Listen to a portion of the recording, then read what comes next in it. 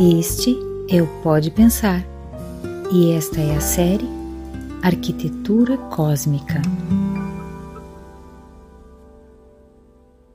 Um frêmito da grande luz e luzes jorraram em profusão.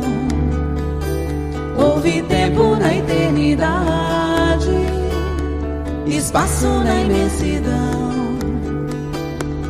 Sustentar a vibração divina tornou-se o nosso afã.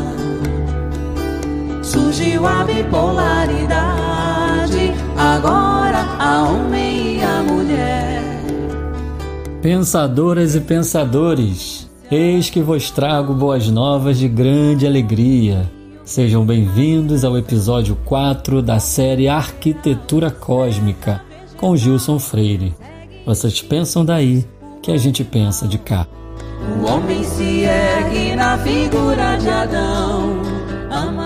Bom, chegamos à parte 3, que é a mais extensa desse livro, e ela se divide em duas partes. A primeira, que se chama A Visão Evolucionista Materialista, e a segunda, chamada de A Visão Evolucionista Espiritualista. E no episódio de hoje, abordaremos os 12 assuntos da parte 1 e deixaremos para o próximo episódio os 18 assuntos da parte 2. Vamos então aos assuntos de hoje. Número 1. A morte do vitalismo. Número 2. DNA, o Deus da carne. Número 3. A desmitificação de Adão e Eva. Número 4. A dissolução do universo aristotélico cristão. Número 5. A cosmovisão materialista, universo acêntrico. Número 6. O assassinato de Deus. Número 7. A arquitetura do microcosmo. Número 8. O desafio do infinito. Número 9. Universo em expansão, dissolução da visão atomista. Número 10. Universo de estado estacionário. Número 11, muito além das estrelas. E número 12, paradoxos do evolucionismo materialista.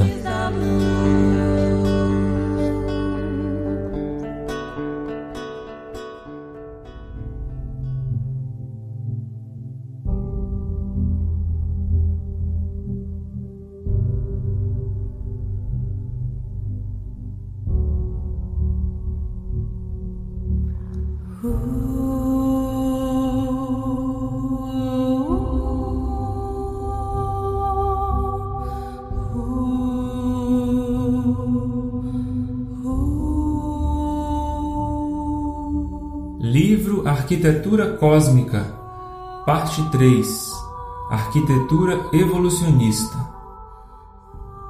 O assassinato de Deus. O pensamento materialista evolucionista não somente dispensou Deus do ato de criar e comandar a criação, mas, enfatuado de conhecimentos com os quais julgava ter o domínio de todos os segredos do universo, teve ainda a audácia de decretar-lhe a morte. Não apenas Deus morria, mas negava-se também formalmente tudo que escapasse à fria análise científica, atingindo-se na plenitude do ateísmo, o extremo oposto ao teísmo, que dominara o pensamento humano na Idade Média.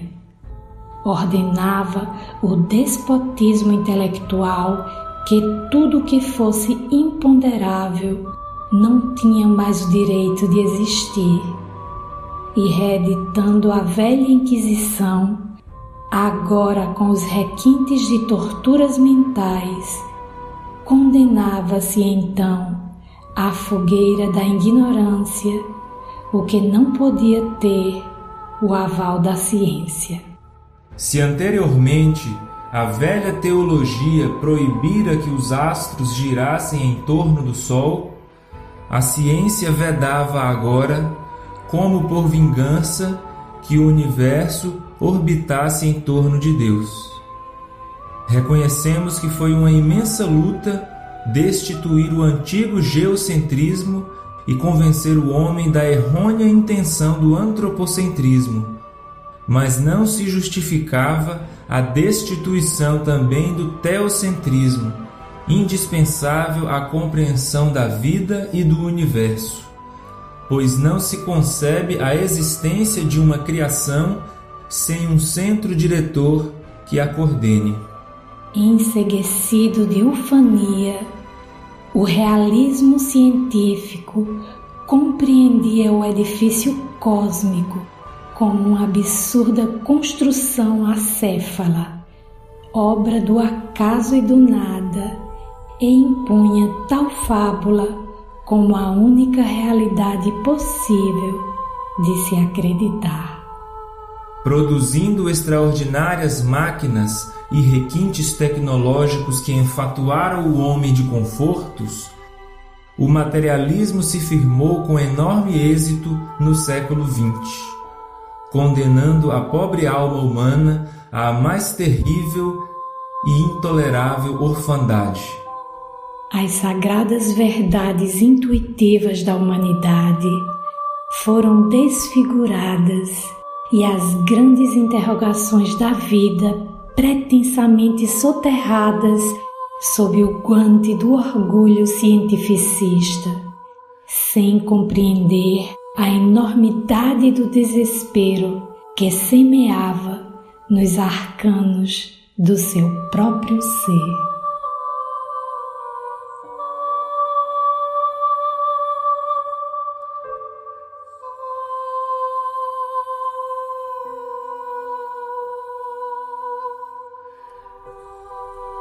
Meu amigo Gilson Freire, é hoje que você terá que botar em atividade o seu poder de síntese, porque são 12 assuntos, são dezenas de páginas explicando, detalhando sobre esses assuntos. Mas é claro que essa série não busca ler o livro junto com os leitores, né? Busca realmente instigar o leitor ao ler essa obra tão especial que admiramos tanto e por isso estamos aqui gravando.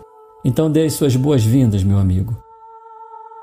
Uma alegria imensa estarmos juntos nesses propósitos de adiantarmos o nosso entendimento da Casa Divina. Fico muito feliz de estar aí com todos, tocando a alma de cada um, dentro dos nossos interesses comuns. Então, que a luz divina nos ilumine e possamos, ao dilatar os nossos conhecimentos, abrir também as nossas almas aos eflúvios divinos, que naturalmente nos evoca às altitudes do Espírito. Então, vamos lá, né? Vamos seguir? Vamos seguir. Bem, então nós entramos agora no período final da Idade Média. As coisas pareciam muito bem estabelecidas, o desenho do universo, segundo as bases do pensamento cristão ortodoxo, que se baseava em Aristóteles e Ptolomeu, a Terra sendo o centro do cosmos, estava muito bem estabelecido. As coisas pareciam acomodadas nas mentes humanas, mas a evolução é estupenda. Ela sacode a compreensão humana paulatinamente, com novos desafios que o tiram da comodidade. Ruptura paradigmática, né? Assim chamamos essas grandes revoluções que, de tempos em tempos, irrompem sobre a planície da vida humana, para que a gente possa romper barreiras e ir além. É por isso que nós dizemos que a evolução vai aos saltos.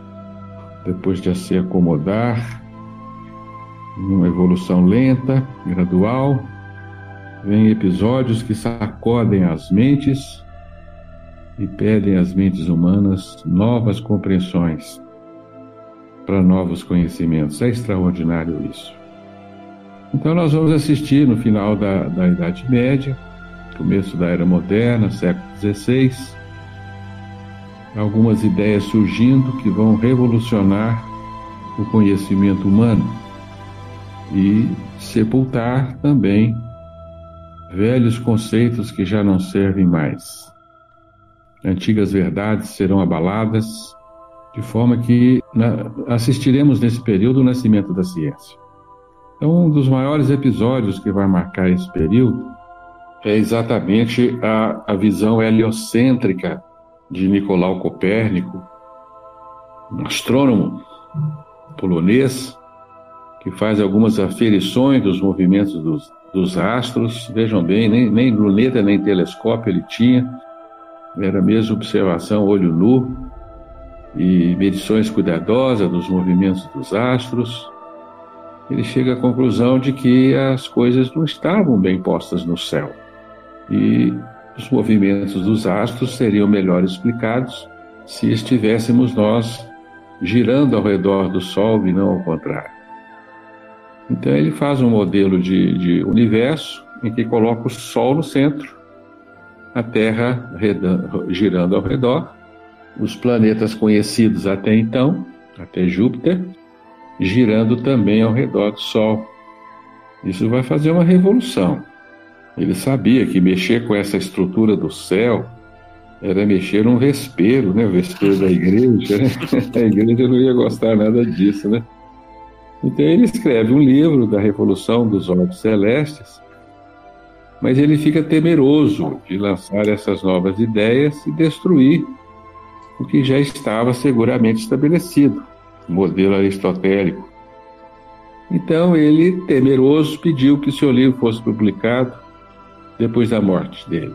Então ele morre em 1543, em agosto, e em novembro o livro dele é publicado. Ele já não estava aqui para ser punido, né, de certa forma. Ele escreveu seu livro em latim e, como já afirmamos com certeza, né, nessa época os gregos, os grandes pensadores gregos voltavam à Terra no período do Renascimento. Seguramente é um dos gregos, talvez o Aristarco de Samos, né, que já tinha lançado essa ideia antes, a ideia não pegou, ele voltou, agora vai. Agora vai. Ô Gilson, esses abalos que você citou, alguns historiadores chamam de descentramentos. Eu acho muito interessante essa palavra. Ela vai rompendo os centros, né? E tirando o homem do centro e colocando ele numa comunidade de vida, né? Com outros planetas, né? Com outros seres das espécies aqui desse planeta. E eles localizam justamente Copérnico e depois eles trazem o segundo descentramento, que é com Darwin, né? Que demonstrou que a diferença entre o homem e os outros animais é apenas de grau e não de categoria. Gils, Rafa, existem outros também antes de Copérnico. É claro que Copérnico foi um grande marco, né, na história. Mas a gente também não pode deixar de comentar alguns que vieram antes, que prepararam o caminho. A gente pode citar, por exemplo, Giordano Bruno, que na questão da filosofia... Ele foi um seguidor de Copérnico, né? Ele, na verdade, veio depois, né? 60 anos depois de Copérnico. É abordado aqui no livro bastante, né? Ele vai ser levado à fogueira 16 de fevereiro do ano de 1600, mas exatamente porque ele difundia o Copérnico, né? Ele difundia a visão heliocêntrica, então ele veio depois. Uhum. Mas o Copérnico ele teve um cuidado, ele encerrou o sistema de mundos dentro de uma esfera vítrea. A esfera das estrelas fixas não foram movidas, então o céu estava depois. Ele não tirou o céu dos cristãos do lugar, não. Ele teve esse respeito. O universo de Copérnico não era um universo infinito, era um universo fechado, não era um universo aberto. O céu estava lá naquele lugar. Mas um seguidor do Copérnico na Inglaterra, o Thomas Digges, e pouco tempo depois, 1576, cerca de 30 anos depois, ele escreve um livro de astronomia e ele foi um dos primeiros que retira a esfera das estrelas fixas e abre o universo ao infinito. É o primeiro que lança essa ideia de que não há essas esferas fechando o nosso universo, né? O universo de Thomas Digg é um universo heliocêntrico, com o Sol no centro, mas aberto ao infinito. Só que ele escreveu em inglês, a turma lá da Santa Sé só lia latim, e o livro dele ficou desconhecido, não foi examinado, né, pela Inquisição, e passou isento exatamente por isso, porque não se deu a conhecer. Mas, na verdade, ele é o primeiro a lançar a ideia de um universo aberto. E isso aí rompe com o universo aristotélico, né, que nós chamamos de cânones. Nós temos uma grave ruptura dos cânones aristotélicos, porque as esferas vístreas vão se romper, o universo vai se abrir ao infinito. O Giordano Bruno, que foi um seguidor de Copérnico, ele já vai propor uma ideia de um universo infinito. Então, para Giordano Bruno, já não há mais a esfera última do nosso universo, fechando o nosso universo, e depois o universo divino. Giordano Bruno era um monista, né? Ele diz que Deus coincide com a natureza é infinita, Deus é infinito. Ele vai ser condenado como um herege e vai ser levado à fogueira, então, né, na Praça das Flores, em Roma, 16 de fevereiro do ano 1600, por haver exatamente apregoado essas ideias. Era um monge agostiniano, né, o Giordano Bruno, considerado então o primeiro mártir da ciência. Morreu para que as suas ideias sobrevivessem. O mundo ainda não estava convencido dessa nova realidade do universo, e foi preciso um outro gênio, Galileu Galilei. Foi preciso que ele, né, com a sua teimosia, o seu brilhantismo, ele tentasse convencer o mundo de que o universo copernicano, o universo heliocêntrico, era uma realidade.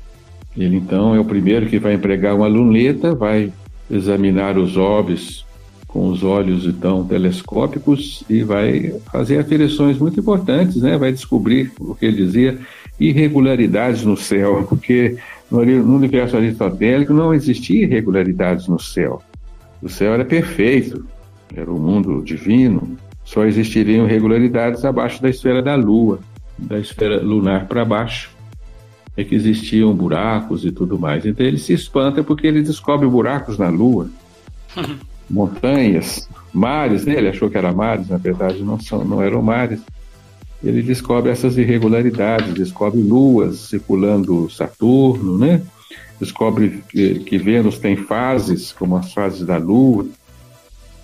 Então isso leva a considerar que, de fato, Vênus estava rodando ao redor do Sol, como nós, e assim ele vai defender o sistema heliocêntrico. Ele é severamente punido pela Igreja, vai à Inquisição, no dia 23 de junho de 1632, e ele sabia que se ele continuasse com a sua teimosia, ele seria queimado igual o Giordano Bruno, né? Então ele desmente perante o Papa Urbano VII, ele desmente que a Terra se move ao redor do Sol. Mas dizem que ele falou baixinho, né? Repúlsimo! No entanto, ela se move. No entanto, se move. Os inquisidores não ouviram e ele foi condenado à prisão perpétua. Ficou 9 anos preso na torre de uma igreja.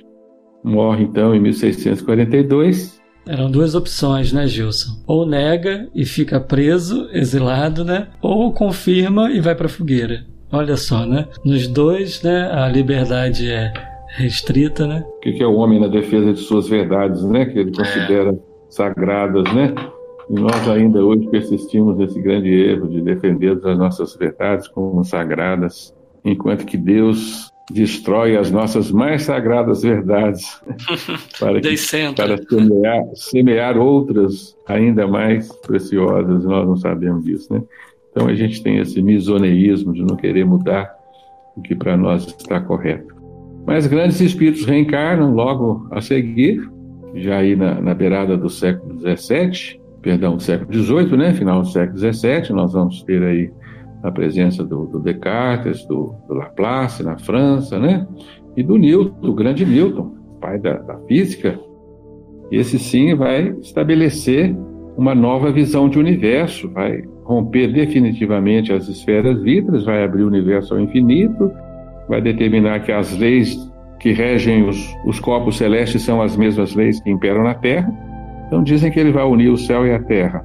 E com isso, aquela visão de universo dividido, um universo divino, um universo terreno, aquele universo bidimensionado, essa visão termina definitivamente no século XVIII. O universo agora é unidimensional, tem uma dimensão só. É um universo eterno, infinito, aberto ao infinito, uma visão diferente, né, do universo fechado da Idade Média. Ele se entreabre, então, ao infinito e restitui-se a visão atomista, universo feito de grânulos de matérias e espaços vazios espalhados pelo infinito. Ô Gilson, só um comentário para quem estiver ouvindo agora esse episódio, que volte lá nos primeiros episódios, sobretudo no episódio 1, quando a gente fala da visão dos antigos. E aí a gente vai explicar essa geometria fechada, essa geometria aberta, essa visão de Demócrito e as outras cosmovisões, né? Então a gente está num encadeamento de ideias, né, que culminou no hoje aqui. Então o amigo que estiver ouvindo hoje, volte lá para conseguir, né, perceber esse encadeamento de ideias. Exato, nós chamamos essa visão de mundo de atomista epicurista, né? Epicurista porque o Epicuro foi um defensor das ideias de Demócrito, foi o principal divulgador delas. Portanto, essa é a denominação que damos a essa arquitetura de universo, essa conformação de universo que vai imperar, então, na era moderna, depois da Idade Média, e defendida por esses grandes pensadores, grandes cientistas de grande renome. E, assim, há uma grande mudança na visão de mundo dos tempos modernos, e com isso o cristianismo vai ser severamente atingido na sua compreensão, porque, infelizmente, ele defendia um outro modelo de criação, centrada no homem, um Deus humano, mas o Cristo estava nesse meio, né? E o Cristo foi também envolvido nesse desfazimento da visão de mundo, e o universo judaico-cristão vai ser seriamente comprometido, porque agora a ciência vai demonstrar uma outra realidade. Então a alma do homem se fende. Nós dizemos que o homem aí começa a perder Deus. E ele começa então a passar por um processo que a gente chama universo em desencanto, porque aquele universo encantado, assistido pelo divino, criado pelas mãos do Senhor, em que o céu estava ali pertinho, depois das estrelas, não era tão perto assim, mas pelo menos ele estava bem localizado, isso se perde, e o homem vai ficar também com a sua alma vazia diante de um universo agora que se transforma numa grande máquina, né? Um rosto sem alma, né? Como diz sua voz em A Grande Síntese. Exato. Até então, esses grandes pensadores, eles eram deístas, né? Nós já explicamos isso, né? Acreditavam na ação criadora de Deus, mas Deus deu corda nesse universo e foi embora, como um imenso relógio que fica funcionando pelo seu próprio automatismo. E agora cabe ao homem estudar essas leis que regem essa engrenagem cósmica, de forma que gera-se uma visão mecanicista de mundo. O universo agora é uma grande máquina feita de engrenagens precisas, que podem ser calculadas e medidas com precisão pela ciência, como se fora um imenso relógio. E o universo entreaberto ao infinito. Essa é a visão de mundo que vai imperar nesse período. Essa visão de mundo vai ser forte o bastante para sacudir a compreensão humana e vai abalar a fé. A fé cristã vai ser seriamente abalada diante desta nova visão de mundo. Ô Gilson, e esse ponto agora é um momento crucial na história e na abordagem aqui desse capítulo do seu livro, porque daqui em diante, pelo menos nos 5 tópicos seguintes, você vai abordar bastante esse desencantamento, como que o acaso, né, se tornou aí o condutor da evolução planetária, né? Como que essa tese materialista se entranhou, né, pela filosofia, pela ciência e, enfim, como a gente comentou, né, desenvolveu realmente no ser um rosto sem alma, né? Exclui a subjetividade, qualquer princípio, né, imaterial regulando as formas. Então é um problema que está até hoje aí. Vai semear um vazio na alma do homem, né?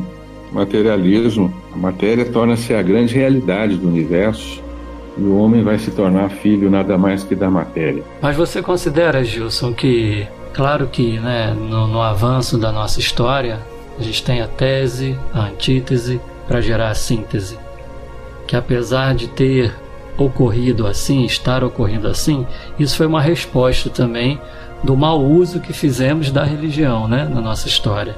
Então a resposta iluminista, por exemplo, localizando ali, né, é uma resposta de revolta, de rebelião, né, ao que nós fizemos de Deus, né, aqui na Terra.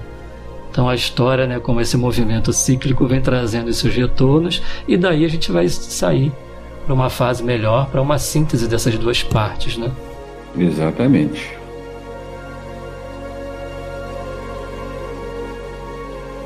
Esse universo até então, um universo de certa forma centrado na Via Láctea, né? Interessante o que você falou, né? Dessa ruptura de centros. Então, apesar do universo ser infinito, ele estava formado de um grande conjunto de astros, contendo as chamadas estrelas enevoadas, que eram nuvens luminosas, que não se entendia bem o que era, mas todos os objetos astronômicos estavam contidos num imenso corpo chamado Via Láctea. Então, é um outro centro, o galactocentrismo, e perdurou pouco tempo o galactocentrismo. O galactocentrismo vai morrer no início do século XX, nós vamos falar disso um pouco mais adiante, mas é a ideia que perdurava nessa época. Ao mesmo tempo, isso acontecia na visão macroscópica do mundo, na visão centrada no homem também passam a ocorrer importantes fenômenos. Até então o homem se julgava feito uma alma produto de um campo sutil, imperava naquela época, até nas escolas médicas mesmo, chamado vitalismo, porque acreditava-se que só a vida poderia produzir matéria orgânica. Então subsistia aí uma crença na existência da alma, e a alma seria preponderante, então, na produção do fenômeno humano. O fenômeno humano seria um fenômeno divino, um fenômeno, então, que transportava um ser imaterial, uma alma, um espírito. Mas essa visão materialista de universo, ela vai contaminar a visão que o homem tem de si próprio. E o homem vai se transformar numa máquina, ele também vai perder a sua alma. Então, nós temos também, ao longo da história desse período, alguns marcos importantes. Primeiro, chamado em 1828, rompe-se a barreira do organicismo. Um alemão, Friedrich Wöhler, em 1828, ele misturou cianato de prata e cloreto de amônio e obteve ureia. E a ureia era um produto orgânico.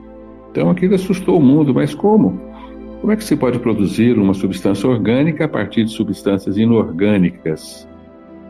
E uma substância orgânica produzida em laboratório, uma substância própria da vida, produzida artificialmente, é como hoje, né? A clonagem e teve a mesma importância naquela época, a chamada barreira do organicismo. Então, o homem começa a observar que não, que é possível produzir produtos orgânicos a partir de artifícios, e a alma vai ser dispensada dessa função.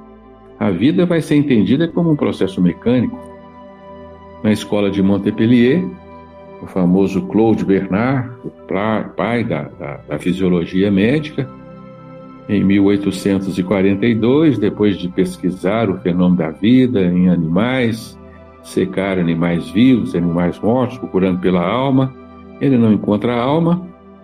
Então ele publica um trabalho na escola de Montpellier, em 1842, dizendo que todas as forças orgânicas, mesmo as mentais, que atuam nos seres vivos, são atuações puramente fisiológicas e materiais. Ou seja, ele declara que a alma não existe. Todos os fenômenos vitais podem ser explicados por reações físico-químicas. A vida nesse momento se torna coadjuvante, se torna um resultado, não é mais causa. Exatamente. Esse período aí, ele é interessante porque marca um desligamento muito grande da religião, da Igreja Católica com a ciência. No início desse rompimento, os cientistas eles questionavam muito a Igreja porque eles não poderiam admitir a ideia de um Deus punitivo, de um Deus que não ama o próprio filho, de um Deus que cria e deixa, né, como você colocou, dá corda e sai, não cuida, ou seja, cria um lugar para os culpados e um lugar para as pessoas que fazem a vontade dele. O cientista ele nunca vai aceitar uma ideia dessa, porque é uma ideia pequena de Deus. E se realmente for isso, Deus, ele prefere negar, achar que realmente não existe. E vai correr atrás do que ele é praticamente desenvolvido para isso, né? Que são experimentos, provas, para mostrar que é diferente do que ele realmente pensa de Deus. Né? Não é esse Deus que está sendo colocado, é outro Deus que eu estou vendo aqui. A natureza me mostra isso. Mas, infelizmente, essa ideia vai sendo deturpada ao longo do tempo. E aí chega ao ponto que o Gil está colocando, né? A vida agora é coadjuvante. Ela é um resultado de um órgão de forças e leis, é um resultado matemático que aconteceu e a gente está aqui de forma ao acaso. Ô Ellison, mas como a gente tem a tendência dos extremos, o seu comentário ele se relaciona com o materialismo sincero, né? Honesto, ético, que não crê naquela ideia e busca desenvolver um conhecimento superior àquela ideia que atenda a todos os pontos, né? Mas, por outro lado, no extremo, tem aquele materialismo negacionista que estuda a parte de um fenômeno e exclui todas as outras realidades. Por exemplo, essa daqui que o Gilson citou, né? Do Claude Bernard e do Wöhler, né? Que através desses experimentos eles concluem que não existe nenhuma natureza espiritual por trás desses fenômenos pela manipulação ali em laboratório, né? De substâncias orgânicas e de criação delas. Facilmente contestável, como vai ser mostrado aqui no livro mais à frente, né? Então tem, né, aquele materialismo honesto, reto, bacana, que ajuda a desenvolver, né, realmente o raciocínio e caminhar progressivamente. Mas tem aquele que realmente não está interessado na verdade, né, mas sim em derrubar as outras ideias. Mas nós temos um grande pensamento de extrema importância nessa época, que vai se juntar à visão mecanicista do universo, que é a evolução, que vai se tornar o grito do século XX, né? O século XX vai exaltar a evolução, vai gritar a evolução, vai ser um grande impulsor, uma grande mola do pensamento humano.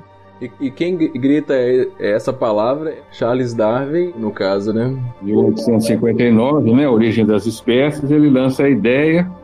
E aquilo foi um rastilho de pólvora que pegou fogo no mundo, né? A hora estava adequada.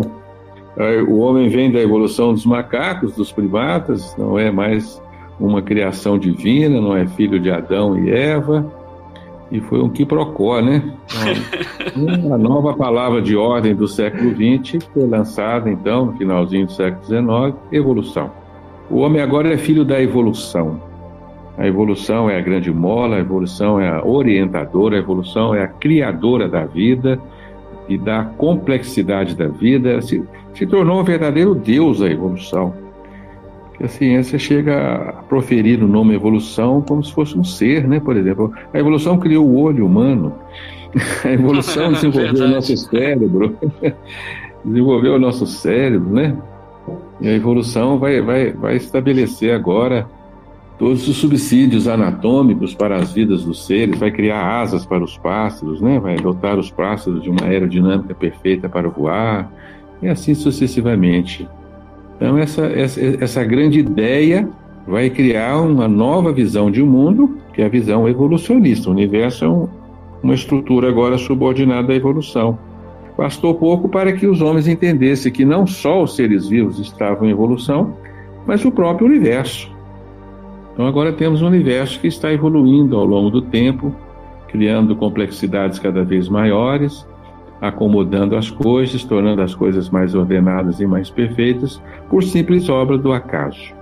O acaso assume agora o papel de um novo Deus, Deus da carne, Deus da matéria, Deus da evolução. E Deus foi totalmente dispensado. Agora Deus já não participa mais dessa história do universo, né? Ele vai ser relegado às mentes infantis, pueris. Deus se torna um mito. E por aí vai também o cristianismo, o Cristo e tudo mais, né? A igreja agora vai sepultar as suas antigas verdades, vão ficar restritas aos templos de pedra, e costumamos dizer, né, que agora só os domingos é que o homem crê. Só os domingos que ele acredita em Adão e Eva, acredita na criação divina, no criacionismo bíblico, e no céu e no inferno. Na segunda-feira ele é evolucionista, né? Ele deixa tudo isso dentro dos templos de pedra e cria-se uma grave cisão dentro da alma humana. A alma humana não se deu conta de que isso foi uma grave ferida, que até hoje machuca o homem, está aberta, né? Suas vísceras estão expostas, as vísceras da alma, diante dessa grande ferida, que foi a ruptura entre a ciência e a religião, que se divorciaram.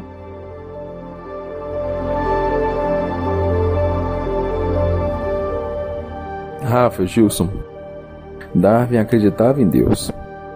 Eu vou ler aqui um trechinho, está no livro A Origem das Espécies, escrito por ele, que corrobora com isso que eu estou falando. Há uma grandiosidade inerente a esta visão da vida. O Criador concentrou os diversos poderes da vida num pequeno número de formas, ou apenas numa. E enquanto este planeta girava de acordo com a lei da gravitação universal, a partir de um princípio tão simples, foram desenvolvidas e continuam a desenvolver-se infinitas formas do mais belo e maravilhoso que há.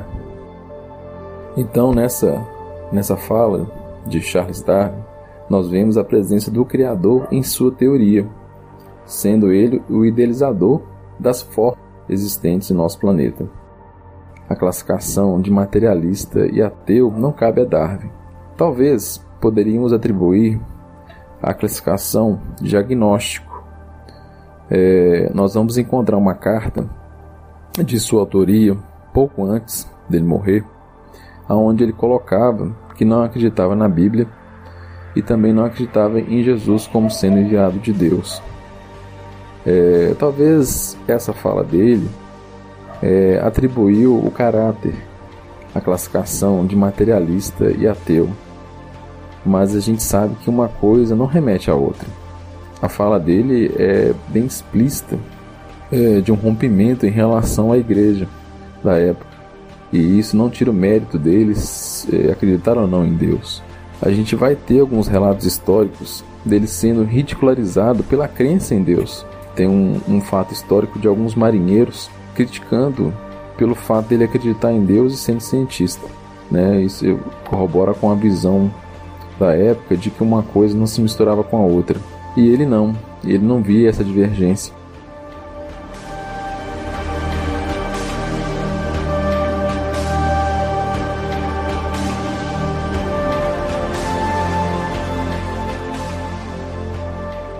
Depois, o século XX vai aprimorar a ideia da evolução, vem depois a descoberta do DNA, 1953. Watson e Crick descobre, então, a chave do gene, né? E com isso se estabelece que agora quem comanda a evolução é o DNA, que promove as mutações casuais, e agora o homem passa a ser filho do DNA. O DNA cria isso, cria aquilo, elabora isso, até os instintos são produtos do DNA e vai por aí afora, né? Então nós dizemos que esse pensamento científico faz uma proposta muito indecorosa. E nós acreditarmos no milagre da matéria. Muito totalitária também, né? Apesar das funções aí fantásticas do DNA, não seria suficiente para, por exemplo, criar a inteligência, né? Tão elaborada que a gente vê na natureza. É um chip biológico criado pelo espírito, né, para carregar informações no trânsito de uma vida para outra, mas ele é o programador, né? Uhum. Apesar, Gilson, desse avanço aí da ideia materialista, por exemplo, quando a gente vai dar uma lida nos estudos de Max Planck, de Einstein, de Heisenberg, de Niels Bohr, eles mesmos escreveram, por exemplo, Max Planck, que não havia essa oposição entre ciência e religião. Da mesma forma, o Einstein também, né? Houveram pensadores assim importantes, né, que fizeram contraponto, né? O Heisenberg, por exemplo, ele assume, né, a importância do pensamento oriental na influência da filosofia hindu na obra dele, né? Com certeza, mas aí já vão estar diante de uma outra visão, que é a visão intratômica, né, da física quântica, dos grandes enigmas que eles vão vislumbrar ali, vão desmantelar a matéria, vão descobrir que a matéria não é nada, né? Aí eles vão se deparar com enigmas que suscitam novos pensamentos ao homem. Mas por enquanto o século XX, o século XIX vai ser um século muito orgulhoso, muito prepotente, né? Verdade. O Kelvin, né, em 1893, ele define que faltava pouquíssimo para que o homem descobrisse tudo que existe, controlar todos os fenômenos do universo, né? O Laplace também, com o seu demônio, chamado demônio de Laplace, ele falou que faltava muito pouco para o homem descobrir todos os fenômenos do universo e da vida, e o homem exercer um controle absoluto sobre tudo, né? Então, novo centramento, né? Não descentramento. Exatamente, agora a ciência é o novo centro, né? A inteligência humana é o novo centro. É a calmaria que ocorre para que depois venha a revolução de novo. E depois vai existir a ruptura da física quântica, né? Que luta, né, gente? E vem e joga tudo pro lixo, né? Essa precisão, essa visão mecanicista vai ser desfeita pela física quântica.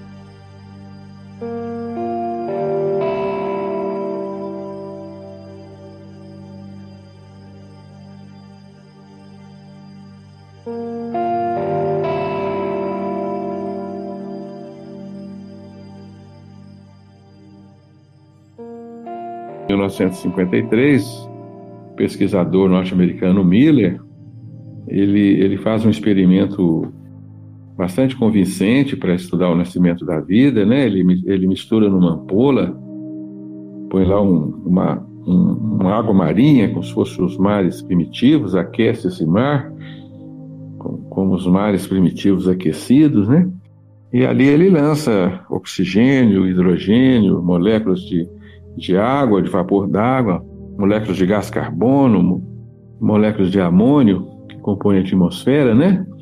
Os compostos nitrogenados, e dispara correntes elétricas nessa ampola, na ampola de Miller, como se fossem os raios, os relâmpagos que percorriam a atmosfera.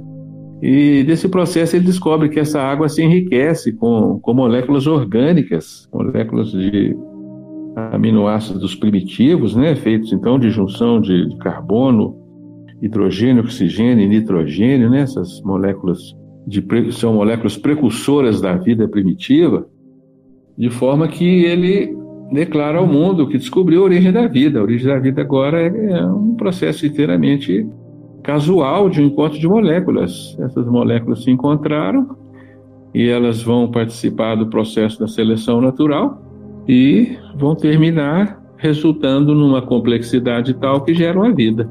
A vida agora é filha de uma molécula que por acaso deu certo. Nossa nova origem, né? Que ainda perdura até hoje, né? Somos filhos nada mais de um encontro casual de átomos de oxigênio, hidrogênio, nitrogênio e carbono. Esses átomos se entenderam e vão produzir o fabuloso DNA, vão produzir moléculas complexas e terminarão gerando células. Essas células vão se amontoar e vão gerar tecidos, que vão gerar órgãos, que vão gerar organismos, que vão se especializando e vão produzir um cérebro que vai gerar consciência, que vai gerar o homem, né? Exato. E passou por aí também a fase da discussão da geração espontânea, né? Do Pasteur, né? Nós não temos tempo de parar em todas as especulações. Mas enfim, então nós estamos diante aí de um universo desencantado, um universo que agora ele existe de toda a eternidade, é um universo eterno, um universo sem fim, um universo que está subordinado a um processo de evolução, mas ele não tem nem início nem fim, né? Uma coisa esquisita, né? Fica uma coisa assim estranha. Ele existe de toda a eternidade, esse universo não precisa mais de um criador, ele se fez a si mesmo e continua se fazendo a si próprio. Então essa visão evolucionista, atomista, mecanicista, evolucionista, né? Ela criou essa imagem deturpada da nossa casa cósmica e, consequentemente, do homem. O homem agora se tornou um ser perdido, sem começo, sem fim, sem propósito, e a Terra se torna uma poeirinha perdida na imensidão cósmica, e a alma do homem se sufoca diante desta nova e cruel realidade para ele. Esse é o universo em desencanto, né? Esse processo de descentralização, não é isso que você falou, né? Descentramento, Descentramento, esse descentramento vai no começo do século XX, né? O Shapley, ele vai descobrir que as estrelas enevoadas estão fora da Via Láctea e que seriam outras galáxias. Então, destrói-se o galactocentrismo e logo descobre os limites da Via Láctea, descobre que nós estamos na periferia da Via Láctea, né? Então aí já fomos jogados para escanteio, né? Já fomos lá pro cantinho, né? Lá no cantinho, a gente está a 30 mil anos do centro, meio anos-luz do centro da Via Láctea, né?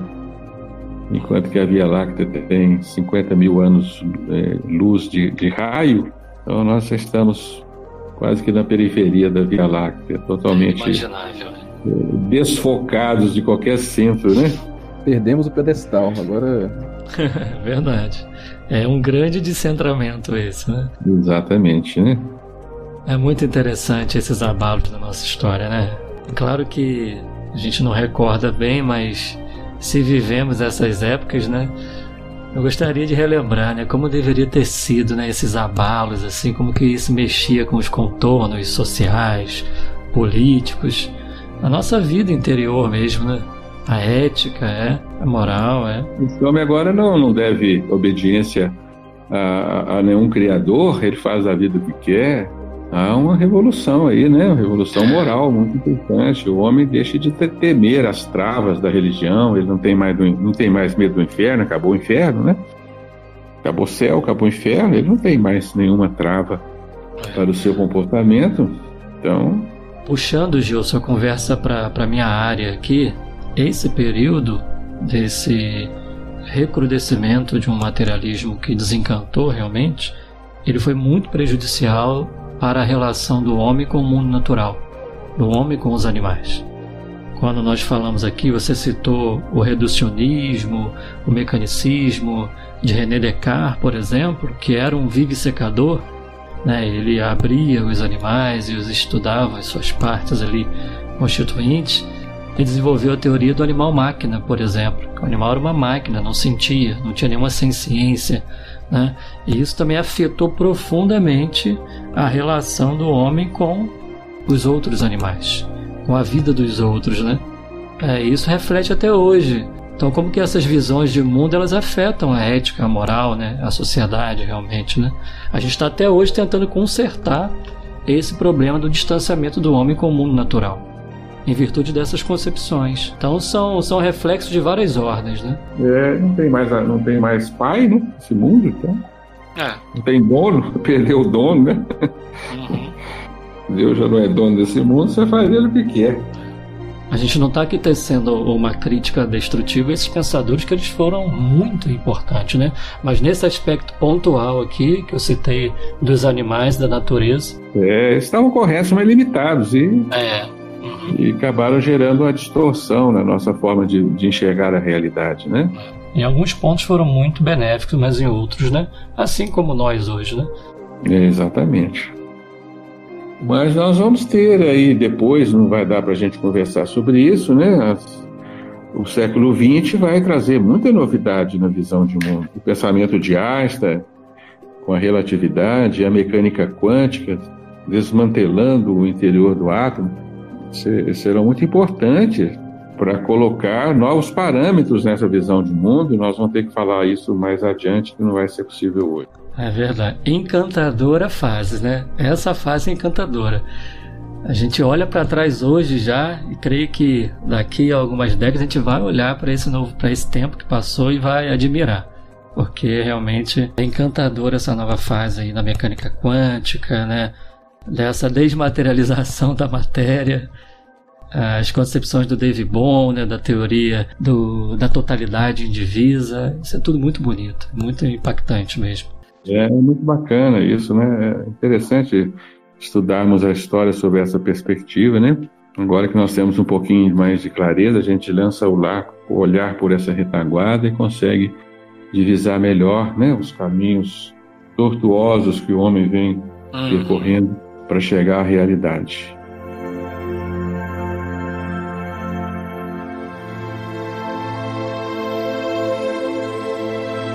Bem, então nós estamos aí diante de um universo aberto, um universo infinito, um universo mecanicista, e essa visão vai perdurar muito pouco, né? E a evolução que criou a vida que desenvolveu-se a partir do acaso, terminamos assim o século XIX com essas novas ideias cruciais, tecendo então uma nova realidade para a nossa casa cósmica. Mas ela vai nos trazer muitos paradoxos, né? Somente hoje a gente se dá conta de observar esses paradoxos. Muitos. A gente vai citar alguns, porque parece que nós já estamos acabando aí, né? O nosso tempo. Você citou no livro 12 paradoxos. Vamos falar só dos mais importantes, né? O paradoxo do início, como é que esse universo começou? Como é que foi criada essa nossa realidade? Como que a matéria cria a si própria? Como que a vida, essa grande complexidade da vida, né? Essa multivariada arquitetura de formas orgânicas perfeitamente adaptadas às suas condições, como que isso nasce de um acaso? Então aí temos o paradoxo chamado milagre do acaso. E a ciência nos pede acreditar num verdadeiro Deus que é o acaso, né? São os extremos, né? É um milagre.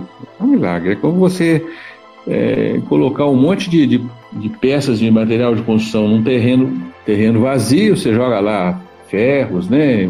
Tijolos, cimento, porcelanas, telhas, madeiras, tudo. Ele fica esperando para surgir uma casa. Né? E vai surgir uma casa. Uma boa metáfora. Vai esperar uma eternidade, nunca você vai conseguir uma casa organizada, né? Então é impossível, é o milagre do acaso. A gente olhando para trás agora vê, mas como é que a ciência nos pediu isso? E como que a ciência foi capaz de acreditar nesse milagre do acaso? O universo sem início também é algo estranho, né? Estranho, é manco. Manco. Ô Gilson, tem um cálculo que é recente, deve ter por volta de uns 8 anos. Fizeram um experimento usando computadores, simulando o acaso, a vida, até chegar à vida que a gente conhece hoje. Qual é o tempo que levaria para chegar à vida hoje, levando em consideração o acaso? Pensando de forma bem simples, um átomo encontrar com outro, formando uma ligação, e as condições próprias que a gente já conhece para formar a vida. Quanto tempo levaria e quanto tempo que a gente sabe que levou, e comparar. Essa foi a perspectiva de provar se realmente a vida foi criada ao acaso. Eles chegaram a um cálculo absurdo de 10 vezes mais tempo do que hoje, o que a gente levou para chegar ao que é vida hoje. Ou seja, existe alguma coisa por trás que eles não quiseram admitir que seria Deus, né? Enfim, que manipulou, que organizou tudo para chegar a esse ponto que a gente está hoje. Reconhece uma inteligência por detrás. Né? Exatamente. Nós temos os exemplos dos chamados extremófilos, que são bactérias primitivas que foram encontradas em rochas sedimentares. Essas rochas se fundiram há 3 bilhões e 850 milhões de anos, né? Conseguiram datar essas bactérias, que deixaram seus registros nessas rochas. Então elas viveram nesse período, 3 bilhões e 850 milhões de anos. A Terra tem 4 bilhões e 500 milhões de anos, então havia se passado menos de 700 milhões de anos. A Terra ainda era quente quando essas bactérias surgiram, ainda era bastante jovem, então não houve tempo suficiente para que a vida se organizasse. A vida se precipitou na Terra antes que a Terra estivesse pronta. Mas como, né? Não houve tempo suficiente para isso. Antes se acreditava que a vida teria surgido aí há 1,5 bilhão de anos. Então teria existido 3 bilhões de anos para que a vida se organizasse por si só, mas não, o tempo foi muito menor. O tempo foi 600 milhões de anos por aí, um tempo insuficiente, né? Como o Elson falou, né? E vamos aguardar os próximos capítulos, né? Que quanto mais mexe... Então, tem um paradoxo, né? O paradoxo da inteligência das mutações. Como que as mutações criam seres cada vez mais organizados, né? É um paradoxo isso, né? E essas mutações têm que surgirem prontas, porque se elas forem paulatinas, os seres não sobreviveriam, né? Então, o paradoxo da inteligência da mutação também pega, porque não há como explicar só pela seleção natural e por obra de um acaso, porque o homem já sabe, já está provado que as mutações, na grande maioria delas, elas são contraproducentes, elas desorganizam e promovem, na verdade, inviabilidades à vida. Ao contrário do que se pressupõe que elas organizam, elas não organizam. Qualquer alteração na estrutura do DNA, gerando mutações, criam monstruosidades, vidas inviáveis. E temos aí os instintos também, né? Como explicá-los pela estrutura do DNA? É impossível, né? Impossível. Não, o DNA não tem essa estrutura, né? Quando o projeto Genoma foi estabelecido, no ano 2001, né? Os estudiosos chegaram à conclusão de que o DNA é um mero rascunho de como se formam seres vivos. Tanto que ele é 99,6% idêntico ao dos macacos, né? Nosso genoma. E sobra uma diferença exígua que não explica as diferenças existentes entre as duas espécies. Então, alguma coisa a mais, né? Bem, esses são os principais paradoxos, né, dessa complexidade crescente que a evolução propõe. É como se a gente acreditasse que os carros estão evoluindo por si mesmos. As chimbiquinhas lá do começo do século XX, e hoje, se você olhasse para o carro e falasse as peças foram se entendendo aí, e pela seleção natural, que o homem vai comprando os melhores, os piores vão ficando para trás, a seleção natural foi fazendo com que os carros chegassem a essa complexidade hoje. Seria um absurdo acreditarmos nisso, mas é o que a essência nos pede, a olhar para a complexidade da vida, né? Ela se tornou cada vez mais organizada, numa complexidade crescente, simplesmente por um acaso. Fica difícil negar. Temos um paradoxo muito interessante dessa visão de mundo do século XIX, que é a visão do universo infinito, aberto e eterno, né? E tem um paradoxo muito interessante nessa época. Eu gostaria de terminar citando esse paradoxo, que muitas pessoas não se deram conta dele, mas esse paradoxo ele foi lançado por um médico que era astrônomo também, né?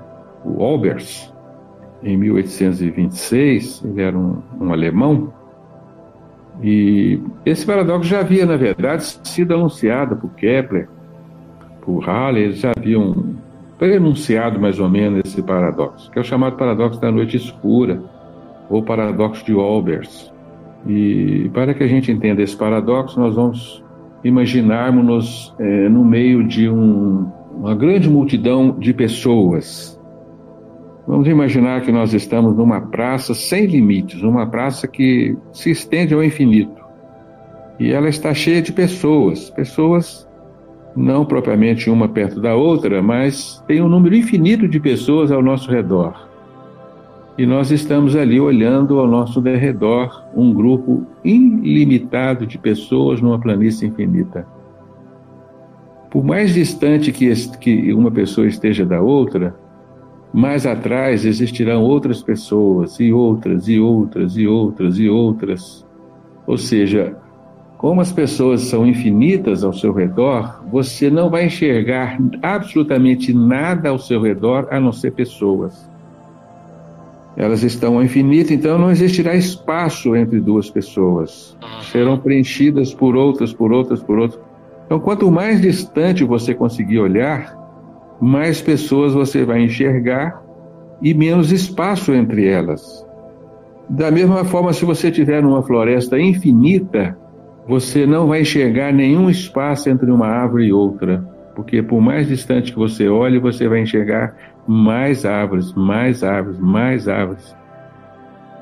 Por que o universo não é assim? Se o universo fosse infinito, ao você dirigir o olhar para o céu, você veria um amontoado de estrelas, porque haveriam sempre estrelas ocupando espaço entre uma e outra, um pouco mais distante e outra.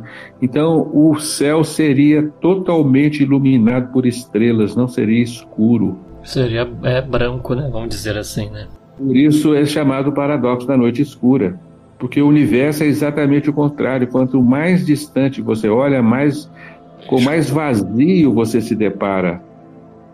É exatamente o contrário. Interessante. Então, os pensadores dessa época começaram a ficar intrigados. Não, esse trem não pode ser infinito, esse universo está limitado. Os astros não estão lançando as suas luzes de toda a eternidade por todo o infinito do espaço. Então começou-se a questionar a infinitude do universo e a eternidade do universo começou-se a questionar. No século XX nós vamos assistir uma outra visão. Esse universo vai deixar de ser infinito, né? Ele vai surgir com o Big Bang, né? Exato. Há 13 bilhões e 700 milhões de anos. Então ele vai deixar de ser infinito. Isso é muito, muito importante na visão de universo. Então o paradoxo de Olbers, paradoxo da noite escura, é um paradoxo muito importante. A ciência não soube respondê-lo. Ele ficou escondido, né? É como uma coisa assim, mexe com isso não, menino, não dá pra gente entender, não. O homem seguiu acreditando que ele mora numa casa infinita e eterna. Termina o século XX com essa visão de eternidade e de ilimitado. Isso é importante para nós porque nós vamos ver que o Espiritismo nasce embalado por essa ideia. Visão do século XIX. E essa visão vai ser seriamente comprometida pelas descobertas do século XX, que são novos paradigmas, novas rupturas paradigmáticas, né? Nós vamos ter que deixar para outro dia para conversarmos sobre ela. Mas termina então o século XIX, vamos passar para o século XX, com esses paradoxos, né? Milagre do acaso, milagre da complexidade crescente, né? O paradoxo do início, paradoxo da noite escura. São os principais, né, Rafael? Senão a gente vai perder. Sim. Há muitos outros, né? Mas não dá tempo muitos outros, mas esses são os principais. Dá para a gente elaborar uma compreensão a partir deles, né? Então, a visão mecanicista newtoniana, extremamente vitoriosa, né, na era da física clássica, que vai alimentar os psiquismos humanos que viveram nessa época, e, abrindo parênteses, vai alimentar a mente dos médiuns que existiram nessa época, que vão trazer essa visão de mundo para a doutrina espírita, né? Fecundar a doutrina espírita com esse universo, um universo perfeito, um universo impecável, universo newtoniano, né? Daquela ciência precisa, daquela precisão absoluta do universo. Isso vai tudo pro lixo depois, né? Exato, e não há nenhum assombro nisso, né? O homem é um pouco produto do seu tempo, né? Então os médios seriam afetados naturalmente por essas descobertas, assim como a gente é pelas descobertas de hoje, né?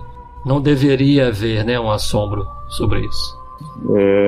E criou-se a visão do homem como uma máquina, né? Uma máquina também, feito de engrenagens, sem alma, e a medicina embarcou nessa, começou a tratar o homem como uma máquina, assim como era o universo. E nisso aí estamos demorando até hoje, apesar da evolução do pensamento humano, né? Ô Gilson, tem um paradoxo que também é interessante a gente lembrar, é o do substrato último da matéria.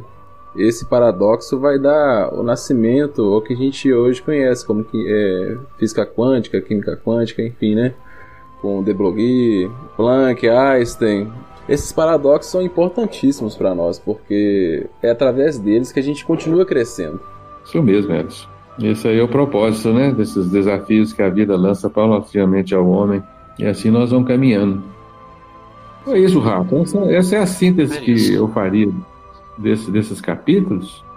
nós vamos entrar depois não só na visão espiritualista, mas num restinho aí de visão materialista da ciência, com Einstein e com física quântica, né?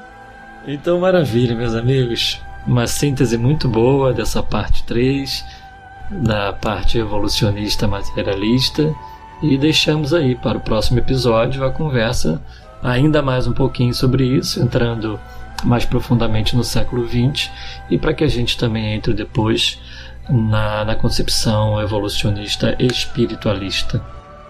É isso, meus amigos. Que o Senhor continue nos iluminando e permitindo-nos que a compreensão nos aclare cada vez mais, até descobrirmos a nós mesmos.